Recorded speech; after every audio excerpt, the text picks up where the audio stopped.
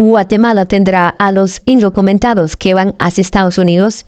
Presidente Bernardo Arévalo responde en exclusiva con Jorge Ramos. Univisión, el presidente de Guatemala, Bernardo Arévalo, habló en exclusiva con Jorge Ramos sobre la reunión que sostuvo con el presidente John Biden en la Casa Blanca, en lo que conversaron sobre inmigración y otros asuntos de la agenda bilateral. Arévalo también respondió cuál es su plan para enfrentar la criminalidad en el país centroamericano y dio su opinión sobre la política de abrazos no balazos de AMLO y la mano dura de Nayib Bukele. Señor presidente, usted acaba de venir de una reunión con el presidente Joe Biden en la oficina Oval en la Casa Blanca. Aparentemente le fue muy bien porque regresó con Guatemala con $170 millones en ayuda para su país. Pero muchos creen que el gobierno de los Estados Unidos lo está presionando, señor presidente, para que Guatemala se convierta en el muro y en la policía migratoria de los Estados Unidos. A cambio de ese dinero, ¿qué tiene que hacer usted?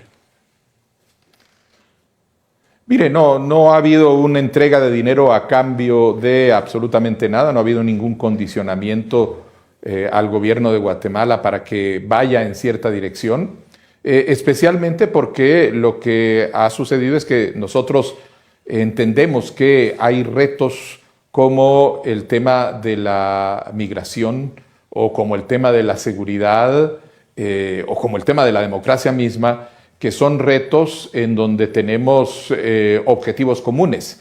Y entonces estamos tratando de abordar esos retos en el marco de esos intereses que nos unen y de esos objetivos. En el caso muy concreto de la migración, nosotros tenemos claramente definido el hecho de que nosotros entendemos que la respuesta a este fenómeno tiene que ser dada en el marco regional e integral, porque tenemos que incorporar en la discusión sobre las formas como abordar este fenómeno en cada una de sus etapas a los distintos países que forman parte de o que están involucrados en este flujo humano. ¿Pero qué tendrían que hacer ustedes, señor presidente? Y que van desde países en América del Sur hasta Estados Unidos. Pero yo he estado, por ejemplo, en el río Suchiate y nunca vi a soldados o a policías de Guatemala deteniendo el paso de inmigrantes indocumentados. Y me pregunto si ahora esto va a cambiar, es decir, si usted va a evitar el paso de inmigrantes de otros países a través de Guatemala.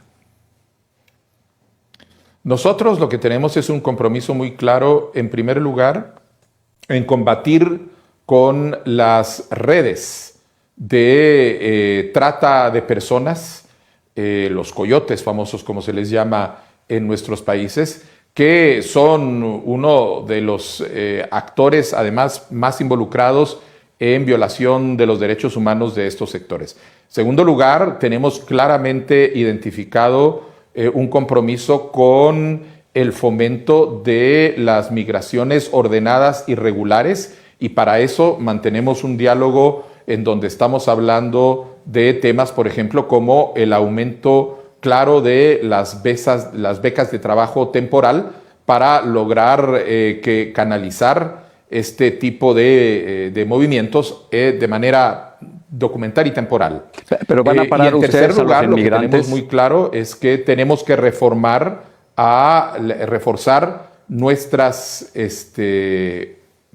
puestos fronterizos para asegurar que estos flujos sean documentados y ordenados, como lo estamos viendo.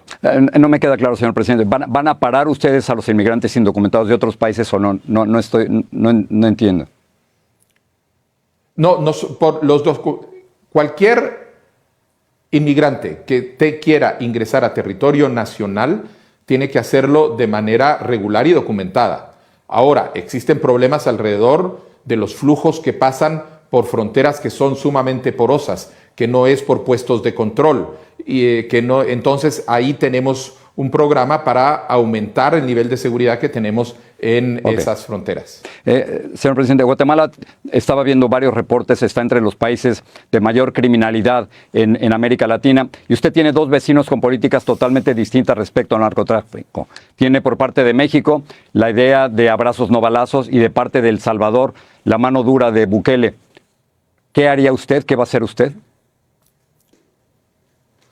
Mire, cada país tiene que definir su estrategia de seguridad a partir del perfil de seguridad que existe. La problemática de seguridad de El Salvador es distinta de la problemática de seguridad de México y es distinta de la de Guatemala.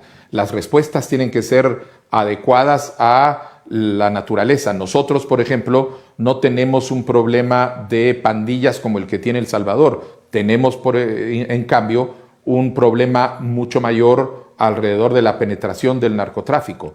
Entonces, nuestra estrategia está diseñada para atender a la naturaleza del problema de las pandillas de manera focalizada y localizada en aquellas zonas donde están, a manera de efectivamente contener, eliminar y encarcelar donde sea necesario a quienes están atentando contra la seguridad de sus comunidades. Y por el otro lado, estamos diseñando los mecanismos que nos permiten aumentar el nivel de defensa y de combate a la penetración del narcotráfico y el crimen organizado. Hemos visto, por ejemplo, en lo que va de nuestra administración, cifras récord de identificación de tráfico ilegal de cocaína o de otro tipo de elementos. Tenemos una estrategia muy clara de reforzamiento mediante equipos interinstitucionales de las unidades de frontera y estamos realizando operativos muy claros en las zonas fronterizas, especialmente en la frontera Guatemala-México, para precisamente blindarlas y recuperar el control del Estado de esas zonas que se habían ido perdiendo a distintas expresiones de crimen organizado. Señor presidente, usted tomó posesión hace menos de 3 meses en medio de protestas y de intentos del Ministerio Público para impedir que llegara a la presidencia. ¿Lo han dejado gobernar? ¿Teme que haya un intento de golpe de Estado en Guatemala? Mire, nosotros estamos gobernando y vamos avanzando claramente. Tenemos muy claro el hecho de que el Ministerio Público no cesa en sus intentos de agresión y posiblemente revertir los resultados electorales. Ahorita, por ejemplo, hay una serie de agresiones en contra del Tribunal Supremo Electoral, los antiguos magistrados. Es decir, nosotros sabemos que existen instituciones del Estado que están todavía cooptadas por estas élites político-criminales que intentaron violar los resultados electorales, y estamos claramente en un esfuerzo para lograr recuperar el control de esas instituciones del Estado. O sea que sí hay dentro del gobierno de Guatemala o dentro del Estado de Guatemala gente que lo quiere quitar de la presidencia. Bueno, nosotros sabemos que en el Ministerio Público era de donde se estaba articulando fundamentalmente todo el embate en contra de el resultado electoral, lo que movilizó esa defensa ciudadana en su momento. Y en el Ministerio Público no ha habido un cambio de autoridades por una cuestión legal que nos ha impedido realizarla, pero que estamos atendiendo para lograr hacer ese cambio. Exactamente. Usted podría quitar a la fiscal Consuelo Porras. Sé que le está atacando por su honorabilidad. ¿Es posible quitarla? Nosotros creemos que hay mecanismos legales para hacerlo y estamos operando en este sentido. Muy bien. Uno de los puntos principales durante su campaña fue en contra de la corrupción, pero de nuevo en menos de 3 meses usted tuvo que despedir a la ministra de Ambiente. ¿Qué está pasando? ¿Por qué la corrupción es tan difícil de quitar en Guatemala?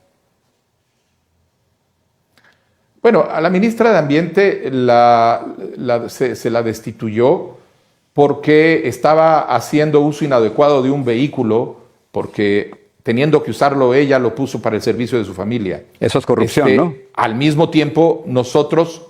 ¿Perdón? Eso es corrupción. Al mismo tiempo, esa es una forma. Al mismo tiempo, nosotros estamos haciendo la denuncia clara de, por ejemplo, el caso de corrupción que hubo en la compra de las vacunas durante la época del COVID y que fue una estafa millonaria. Estamos haciendo varias denuncias, se han venido haciendo ya, sobre casos de corrupción y de contratos en el Ministerio de Comunicaciones y Obras Públicas, a veces ligado a construcción de escuelas, a veces ligado a construcción de caminos. Hay 1.400 contratos de obra pública que están siendo en este momento objeto de una revisión por parte de un equipo multidisciplinario que está viendo para ver si es que no son temas de corrupción, y seguimos adelante con la preparación de otra serie de denuncias alrededor de este fenómeno. La corrupción es un fenómeno que no se va a resolver de la noche a la mañana, es un fenómeno que requiere una atención diaria, cotidiana y sostenida para ir identificando los casos de corrupción que son evidentes y que estamos obligados a denunciar, y por el otro lado contener a cualquier intento que haya de algún tipo de corrupción que por parte de algún funcionario que cree que se puede continuar haciendo prácticas del pasado. Quiero preguntarle sobre el conflicto entre México y Ecuador. Usted ha dicho lo siguiente, usted denunció, y cito, la grave violación a la sede de la Embajada de México en Ecuador. ¿Apoyaría usted un bloqueo diplomático de América Latina, de los países de América Latina, en contra del gobierno de Ecuador? Mire, nosotros estamos en este momento en conversaciones con otros gobiernos de la región para tratar de encontrar un marco de abordaje adecuado. Nos parece gravísimo e inaceptable una acción que lo que hace es que viola principios fundamentales del derecho internacional, que inclusive en momentos de las mayores crisis políticas del mundo se han respetado.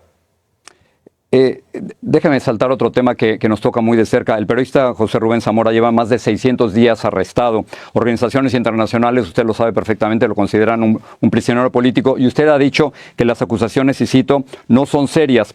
Si las acusaciones no son serias, ¿por qué no lo liberan, señor presidente? Porque es precisamente los tentáculos de esas élites corruptas que continúan en el aparato de justicia las que lo mantienen, porque son las que tienen el control sobre el caso judicial que se sigue en su contra y que nosotros tenemos claro que es un montaje.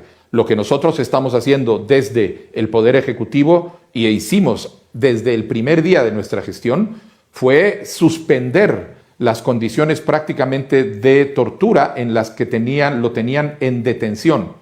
Y nosotros en conversación con él cotidiana y regular, estamos manteniendo condiciones razonables en el marco de lo que nos permite la ley y las reglamentaciones del sistema penitenciario. Lo que no podemos hacer como Poder Ejecutivo es intervenir en el Poder Judicial y dar órdenes sobre el estado de algunas de las causas, como en este caso la que tienen en contra del periodista Zamora.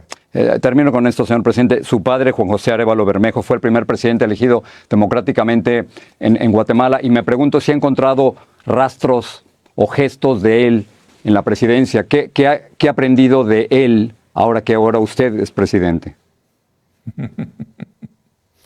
Bueno, tengo la ventaja de que mi padre escribió varios tomos de memorias, uno de ellos dedicado exclusivamente, y me paso a recorrerlas en este momento para captar la forma como se estaba enfrentando los retos que de manera práctica eran muy distintos en ese momento, pero que siguen siendo en sentido general muy parecidos. Los retos de construir institucionalidad democrática en contextos que han sido caracterizados por prácticas no democráticas anteriormente. Cómo se construye institucionalidad democrática sobre la base de prácticas autoritarias. Distintas eran las prácticas autoritarias de su época de las que tenemos que enfrentar ahora, que están ligadas a fenómenos de corrupción sistémica, pero el reto sigue siendo parecido.